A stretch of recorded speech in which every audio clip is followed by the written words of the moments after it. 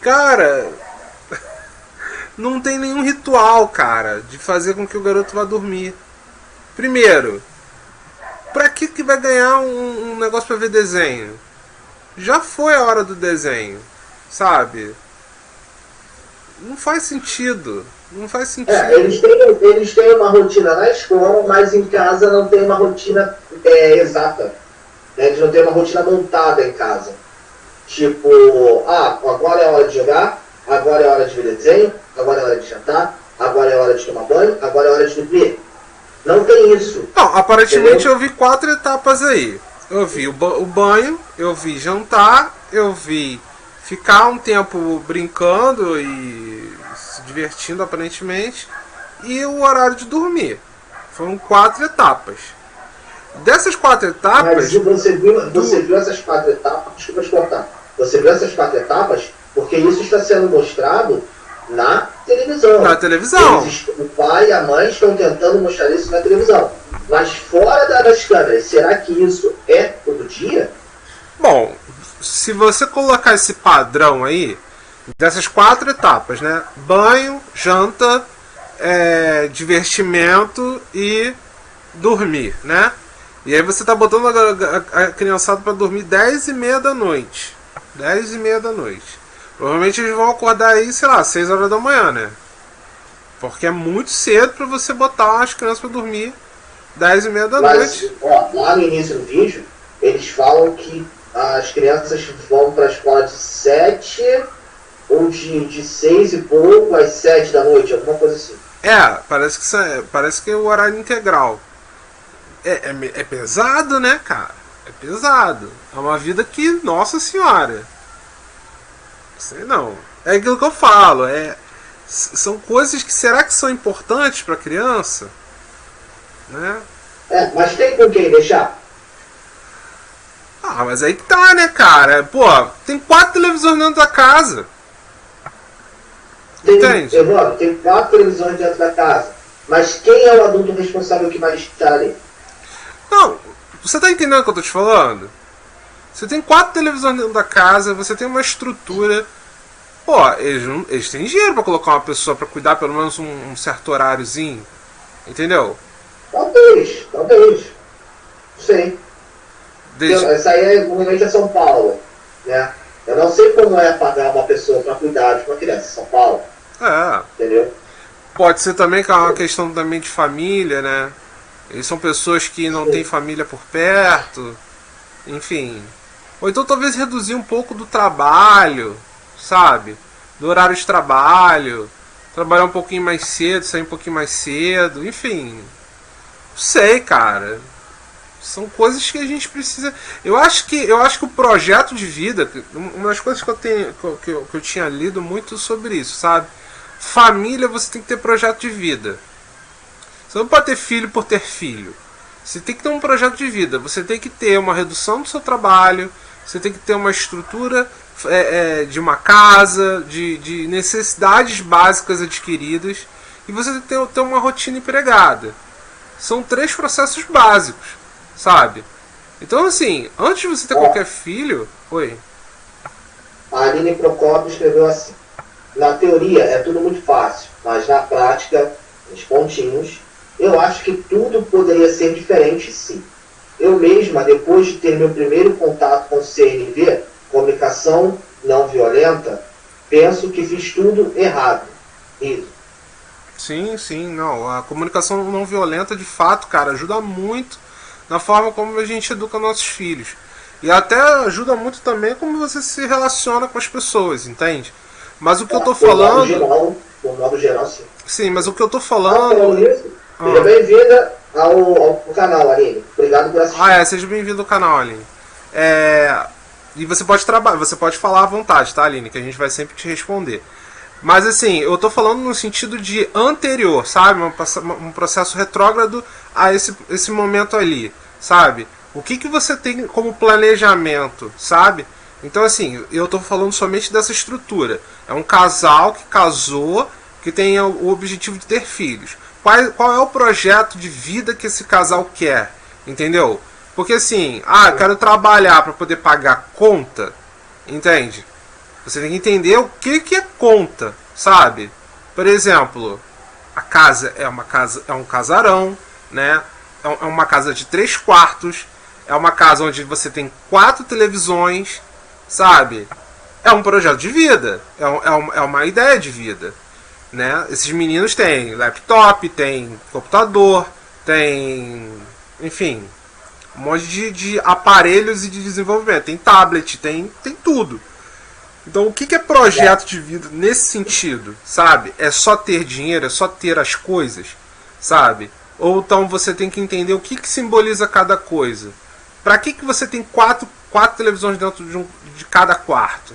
Sabe? O que isso é importante? Sabe? Por que você tem tantas ferramentas que podem desnortear o relacionamento do casal, dos filhos? Sabe? É um entendimento que... E eu sempre falo isso, cara. A escola, ela podia entrar nisso, com cursos, sabe? Eu acho que tinha que ter curso pra pais de família, sabe? A escola podia promover isso, aos sábados, sabe? Um horário extracurricular, sabe? Existem diversos projetos que você poderia implementar dentro de uma escola, pedagogicamente falando, de como educar seus filhos dentro de casa, sabe? Como ter um projeto de vida, sabe? Sim, sim. Eu concordo com você nisso aí. Mas o grande problema é que a nossa educação, com o passar do tempo, ela foi ficando sucateada. Hoje, a gente mal tem o ensino básico. Português, matemática, história, ciências, biologia, física, química, né? Não, sim, isso é um outro então, processo, exatamente. Excluir essas coisas, e os pais, cada vez mais, eles têm menos relação com a escola. Né? Que hoje, para você ver, não desmerecendo a profissão, mas hoje não tem mais aquele vínculo quase do pai ou a mãe levar o filho para a escola. Tem as lotações, né, que são pessoas que pegam as crianças e acabam. Né, tem as conduções. Mas é o que eu estou te falando. Até isso o projeto de vida. Tá bastante danificado. Mas é isso que eu estou falando, é projeto de vida. As pessoas é mais fácil você pagar uma pessoa para poder levar o seu filho para a escola do que você mesmo levar o seu filho para a escola. Entende? E o que simboliza isso para a criança? Entende? Você simplesmente sai de casa sozinho e volta de casa sozinho. Quer dizer, você já chega e depois vem seu pai. Entende? Depois você vem sua mãe. Você não encontra com seu pai, você não dá uma volta com seu pai depois da escola, como a gente fazia na nossa época. Entende? Você simplesmente tem que se virar com uma pessoa, uma outra pessoa que está sendo paga para isso. Sabe? Então eu acho que assim, é projeto de vida, como eu falei. Existe esse projeto de vida, o que simboliza isso? O que significa isso? Né? Eu acho que se você tivesse, como ela falou, né? A Aline falou, na teoria é muito, muito simples, na prática não é. Tá, mas existe teoria? Entende? Esse é o ponto. Existe alguma teoria? Existe alguma base? Existe alguma educação anterior? Porque me parece que eles estão perdidos. Eles não sabem o que fazer. Como eu falei lá no início, que eu falei que ela não tem um manual para ser mãe. Ninguém ensinou ela a ser mãe, ninguém está ensinando. Né? Como ninguém ensinou a mãe dela a ser mãe. Talvez, pela criação diferente, ela deva ter passado, ali sim, a mãe dela deve ter passado por experiência da avó, não sei o quê, mas eu não sei a história dela. Isso é uma suposição minha. Não, sim, não, e é a suposição de 99% da sociedade. É isso aí, entendeu? Ninguém sabe a vida de ninguém. A subjetividade existe e assim, provavelmente estão tentando fazer o melhor possível. Eles podem realmente ter passado por processos parecidos que os filhos deles, entende? E podem ter sido até muito mal cuidados em referente ao que eles estão fazendo, entende? Às vezes o pensamento deles, não, vou dar o tudo de bom do melhor, eu vou botar o Ben 10 no coisa do meu filho, eu vou dar televisão pra minha filha e tal. Vou ter esse Ben 10. Não, sim. Sim, mas eu tô falando no sentido assim, eu quero dar o mundo melhor porque talvez eu não tivesse. Eu não tive isso. Então, a Aline falou aqui, ó. Meu filho hoje tem 18 anos. Hoje eu faria muita coisa diferente do que fiz, com certeza. mas tem muita coisa em jogo. Nós aprendemos com nossos pais e quase que fatalmente a criação dos nossos filhos tem muita da nossa. Filho não vem com manual de instrução. Sim, você tem toda a razão. Você tem toda a razão. Normalmente, nós passamos a nossa criação para os nossos filhos. Tendo que, quando nós temos uma criação muito ruim, a gente tenta, da melhor forma possível, não copiar os nossos pais, a nossa criação. Mas que por algum motivo, a gente acaba fazendo as mesmas coisas. Tá? Isso é condicionado, isso é um condicionamento que você passou e você está propício a fazer isso. Um exemplo bem legal é a história daquele Dr. Ray. Eu lembro que eu vi há muito tempo, bem antes de eu ser psicólogo. Ele foi uma criança que sofreu na mão do pai, né? E o pai deixou ele, quando criança, ir embora para os Estados Unidos com esses missionários, né, se não me engano eram os Mormons, né, e ele foi para os Estados Unidos, né, e lá ele viveu, se tornou quem é hoje. Sendo que depois de muitos anos ele entrou em evidência no Brasil, né, aí voltou ao Brasil. Ele voltando ao Brasil, ele foi, se eu não me engano, o programa da Eliane, eu não lembro qual foi, fez a reunião dele com o pai. O pai já estava um homem muito velho, né, muito debilitado. E aí ele tem uma das falas que ele fala assim, o senhor foi muito ruim para mim, né, o senhor foi muito mal para mim, né, eu não sou menos mal para o meu filho, né, então o meu filho vai ser bom para o filho dele. Então a gente elimina o ciclo. O meu neto vai ser uma criança que não vai sofrer na mão do pai. Né? Essa foi uma fala bem interessante desse programa. Eles caminhavam na rua e ele fala isso. E eu achei isso muito interessante. É um ciclo. Né? O meu pai fez comigo. Eu fiz metade do que o meu pai fez. O meu filho vai fazer 25% com o filho dele. E o meu neto não vai ser um pai ruim. Entendeu? Então ali é como se fosse uma quebra do padrão, né, das influências. Sim, isso aí tem teoria. A biopsicologia, ela trabalha com essa teoria de processo epigenético, por exemplo. Então, por exemplo, né, disso. Exatamente. Então você simplesmente, se você tiver um movimento diferente do seu pai, você tem 50% de propensão de ter aquilo que seu pai tinha. Então se ele é um bêbado, por exemplo, e aí você não bebe, por exemplo, 50% do seu filho já não vai beber, entende? E se seu filho não beber, 25% de chance do seu neto beber, né? Então isso é um processo epigenético que você pode sim atribuir a compostos sociais. Eu concordo plenamente com isso. Entretanto, o que eu estou falando tem a ver com o processo de educação. O processo de educação, ele precisa ser alicerçado. Muitos dos nossos processos sociais não são educados. Por exemplo, cozinhar. A gente cozinha por quê? Porque nossos pais, normalmente nossas mães ou nossas vós, ensinam pra gente. Mas quantos homens na sociedade sabem cozinhar, por exemplo?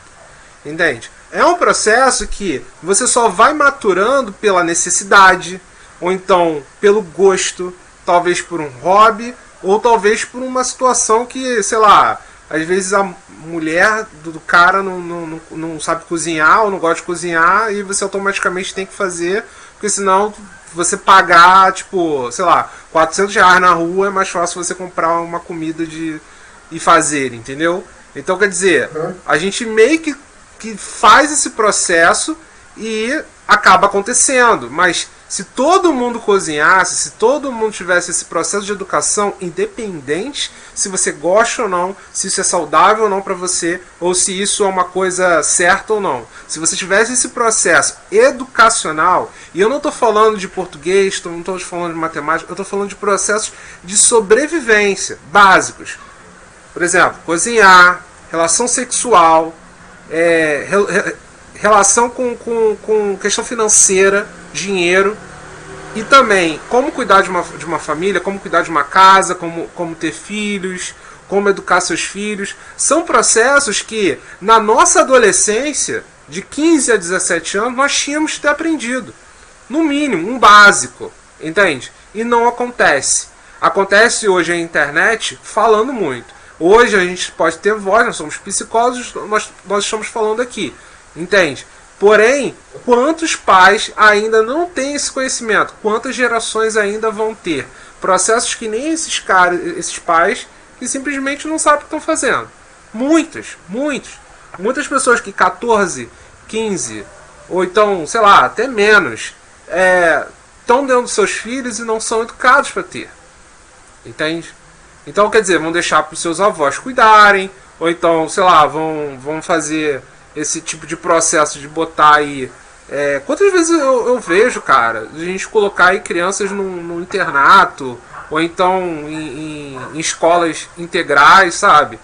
Porque é mais fácil, porque é mais produtivo para eu poder trabalhar, para eu poder viver a minha vida profissional, porque é importante para mim também minha vida profissional, tá? Mas agora eu tô preso a uma criança, eu tô preso a uma responsabilidade. Criança é uma responsabilidade, entende?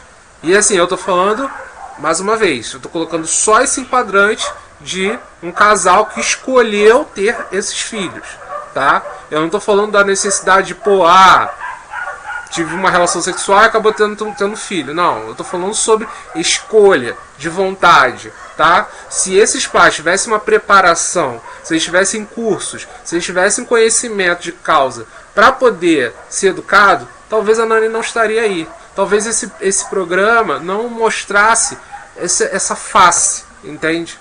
E aí não teríamos essas questões. Ou até teríamos, mas de uma forma muito reduzida, entendeu?